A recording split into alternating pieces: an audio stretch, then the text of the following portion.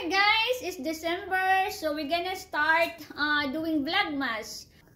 So this year I'm gonna do 24 days of opening, like unboxing gift that I want to give to myself. Every day I'm gonna upload a video to unbox or to reveal or to share with you guys kung ano yung mga iniregalo ko sa sarili ko advance this Christmas 2024. Sa itsura nito guys, meron na ba kayong idea kung ano ang laman nito?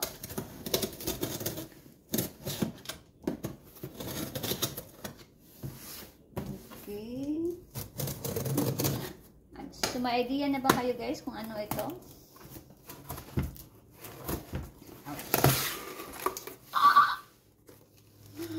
Dang dang dang! Oh my god. So ito na yun guys, ang unang regalo natin sa sarili natin this year for this Christmas, and this is from Michael Kors. And let's open it. Alam niyo na kung ano to guys.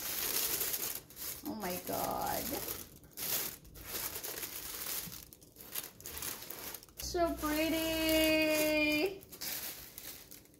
And it's my new Michael Kors shoes. This is the Michael Kors Muddy Trainer in the color navy.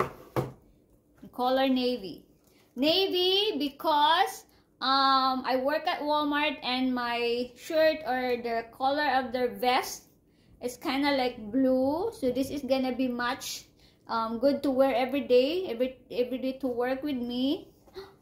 I'm gonna wear this to work. That's my plan. Oh my god, this is my first time buying Michael Kors shoes. This is really pretty. I really love it. They were on sale guys, kaya ako bumili kasi naka-sale sila. This is only I think $59. Diba? Para $60 with tax, something like that. And this is like for 3,000 pesos. Diba? 3,000 pesos lang siya. Ang sobrang ganda niya. Oh my gosh. Yan! Self-gift. Kasi kapag nagtatrabaho ka, kailangan may regalo ka sa sarili mo para ganahan ka ulit magtrabaho. So at least that's my motto. Kasi sino naman magbibigay sa akin ng regalo? I don't have children. My husband hardly give me any gifts, so I love to give myself gifts. Self-gift. Because I love me. This is so pretty. Mukhang kasya talaga siya. Ang ganda. Wish you could see it in person. Sobrang ganda guys. Let's see. Get more in the details. Yan. Yung IMKI, yung logo ng Michael Kors. Meron siyang, ano ba tawag? Canvas na IMKI logo. Not all of it. Meron din siyang navy na ano lang talaga, na walang logo right here. And meron siyang silver metal or whatever you call this. Right here. Na may name na Michael Kors. Sobrang ganda guys. Sobrang ganda. I love it. I love it. Maybe I'm gonna buy more since it's only $59, right? Super pretty. I love it. Ano to? What's this? May kasamang micropod dry clay craft. What is that? It's like something that you put in the shoes para siguro hindi siya mag-dried out inside the box. Sobrang ganda. I love it. I love the color. That's perfect. It's dark blue. I mean, it's navy, but my Walmart vest and my Walmart shirt is kind of like, I don't know, just blue. Not the same color as this, but I think it will be fine to wear it with that one. If I decide to wear it every day at work, or maybe I'll wear this occasionally and let it rotten in the box. Who knows? Because I have so much shoes that got in bad shape because it just stayed in the box. So I really love it. This is really I think it's really, it's in size 5 I bought size 5 before that they were like big and bigger, but this is like kind of like true to size. So we're gonna try this on and I'll be back. Fit really good. It's very comfortable so far. Very lightweight.